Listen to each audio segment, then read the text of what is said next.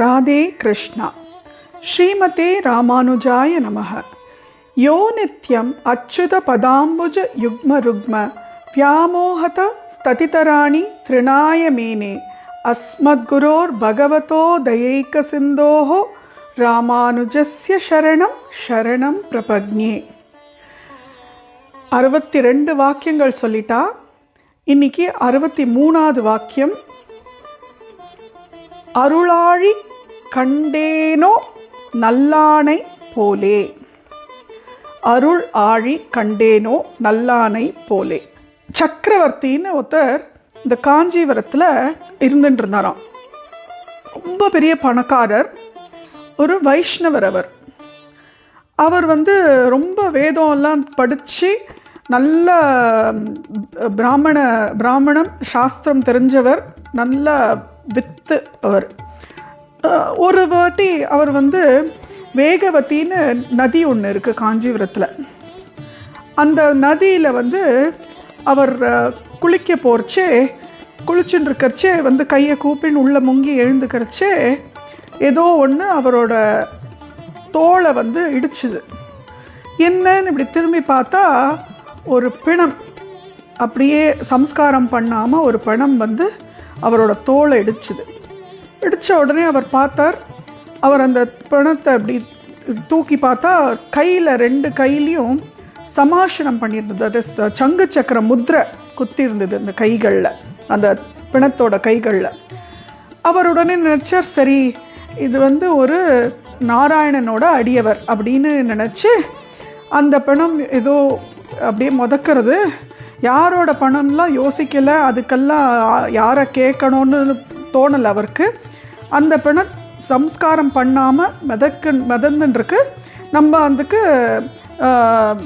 அந்திம கிருதியம் பண்ணிடலாம் அப்படின்னு சொல்லி அந்த பிணத்தை அழகாக எடுத்து, நார்மலாக ஒரு பிணத்துக்கு எப்படி ஒரு பிள்ளை தகப்பனாரோட பிணத்துக்கு சம்ஸ்காரம் பண்ணுவாரோ அந்த மாதிரி அந்த பிணத்துக்கு அழகாக சம்ஸ்காரம், தட் இஸ் அந்திம கிரியமெல்லாம் பண்ணிடுறார்.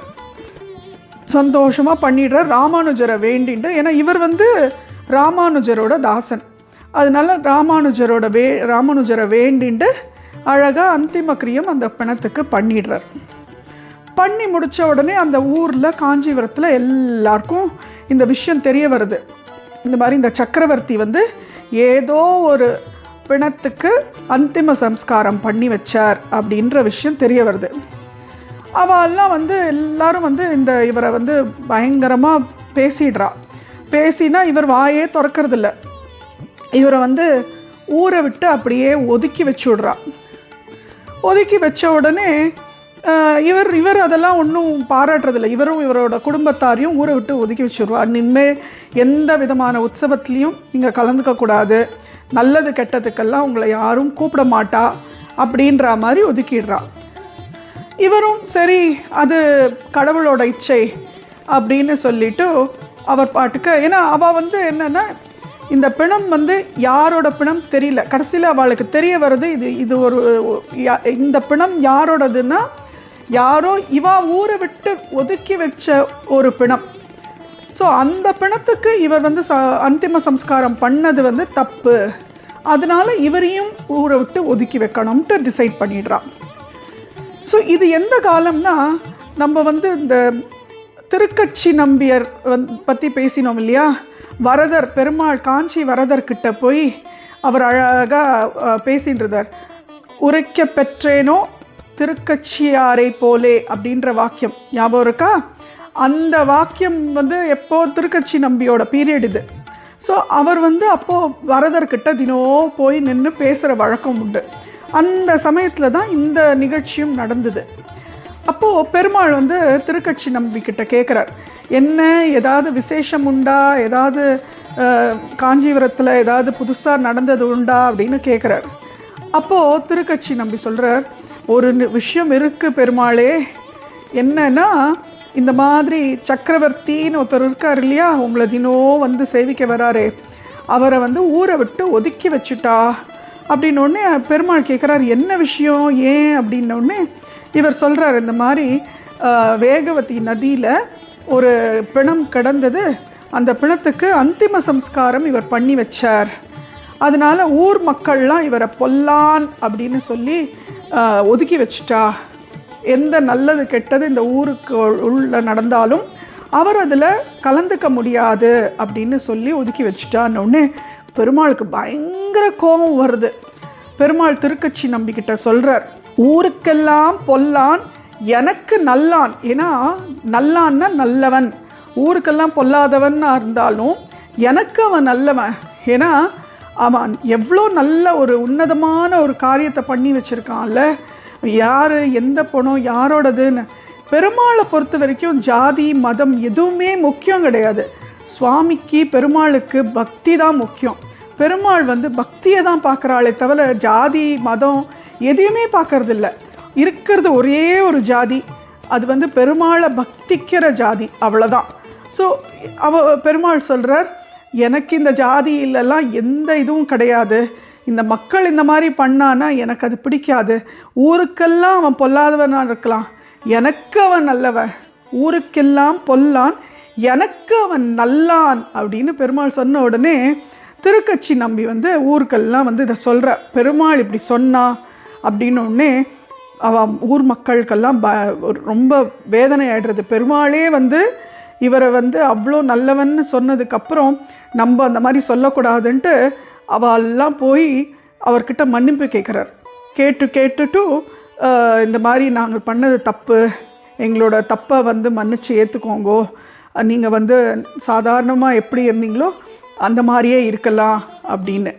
அதுலேருந்து அவருக்கு பேர் நல்லான் சக்கரவர்த்தி அப்படின்னு வந்துருத்து. அவரோட பேர் சக்கரவர்த்தி இல்லையா, அதனால் பெருமாள் கொடுத்த பேர் நல்லான்னு சொன்னதுக்கப்புறம் நல்லான் சக்கரவர்த்தின்னு வந்துருத்து.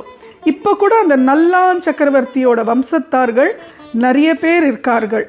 ஸோ அவள் பேரே நல்லான் சக்கரவர்த்தின்னு வச்சுருப்பா. அவள் இப்போ கூட நிறைய கைங்கரியம், பெருமாளுக்காக நிறைய சேவை அந்த மாதிரி பண்ணக்கூடிய ஒரு குரூப் நல்லான் சக்கரவர்த்தி. இப்போ கூட திருமலாவில் கூட நிறைய நல்லான் சக்கரவர்த்திகள் இருக்கார்கள். திருமலா திருப்பதியில் பார்த்திங்கன்னா நல்லான் சக்கரவர்த்தி குடும்பம்னு நிறைய பேர் இருக்கா. ஸோ அதனால் இந்த நல்லான் சக்கரவர்த்தின்ற பேர் வந்தது இந்த நல்லான் இந்த சக்கரவர்த்தி மூலியமாக தான் வந்தது. ஈவன் ராஜாஜி, நம்ம சக்கரவர்த்தி ராஜகோபாலாச்சாரி இருந்தார்ல ராஜாஜி, அவரும் நல்லான் சக்கரவர்த்தி குடும்பத்தை சேர்ந்தவர் தான். ஸோ இந்த விஷயம் அழகாக பெண் பிள்ளை சொல்கிறா. அருள் ஆழின்னு சொல்லலாம், அருள் ஆழம்னு சொல்லலாம். அருளாழி கண்டேனோ நல்லானை போலே. அப்போது பெண் பிள்ளை ராமானுஜர்கிட்ட சொல்கிறா, இந்த மாதிரி அவர் அழகாக சங்கு சக்கரம், அருளாழின்னா சங்கு சக்கரம், சங்கு சக்கரத்தை பார்த்துட்டு அந்த பிணத்துக்கு அழகாக அந்திம சம்ஸ்காரம் பண்ணாலே. நான் எவ்வளோ பேரை சங்கு சக்கரம் பார்க்குறேன், எவ்வளோ பேர் கையில் முதிரையை குத்தின்னு வரா, சங்கு சக்கரம் முதிரையை குத்தின்னு வரா. ஆனால் அந்த மாதிரி எனக்கு என்ன விதமான கைங்கரியம் அவளுக்கெல்லாம் செய்யணும்னு அடியாளுக்கு தோணலையே சுவாமி. அடியாள் ஒரு முசல் புழுக்க சுவாமி, நான் என்ன நல்லான் சக்கரவர்த்தி மாதிரியா? ஒரு சங்கு சக்கரத்தை பார்த்த உடனே நாராயணனோட அடியவர் அப்படின்னு தெரிஞ்சுண்டு அவருக்கு ஒரு கைங்கரியத்தை பண்ணணும்னு பண்ணுற மாதிரி நான் அடியாளா? இல்லையே சுவாமி. அடியாள் ஒரு முசல் புழுக்க சுவாமி. வரப்பில் கிடந்தா என்ன, வயலில் கிடந்தா என்ன, என்னால் எந்த பிரயோஜனமும் இல்லை சுவாமி, அதனால நான் ஊரை விட்டே போகிறேன் அப்படிங்கிறாளாம். ராமானுஜர் அப்படியே அசந்து போகிறார். என்ன வாக்கியம் சொல்லிட்டா பாரு, எவ்வளோ அழகாக எங்கேருந்தெல்லாம் ரெஃபரன்சஸ் எடுக்கிறா பாரு, எத்தனை ஞானம் பாரு இந்த சின்ன வயசில் அப்படின்ட்டு அருள் பண்ணாளாம். ஸோ இந்த வாக்கியம் 63வது வாக்கியம். அருள் ஆழம் இல்லைன்னா அருள் ஆழி கண்டேனோ நல்லானை போலே. ராதே கிருஷ்ணா. ஸ்ரீமதே ராமானுஜாய நமஹ.